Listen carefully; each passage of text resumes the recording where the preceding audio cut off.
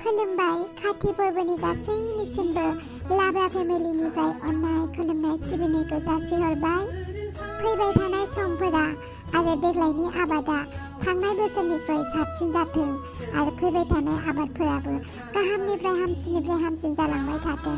बेखौ जोङो इसोरनि खाथियाव आरज गाबनानै खर' बुंलायनानै आरज गाबबाय।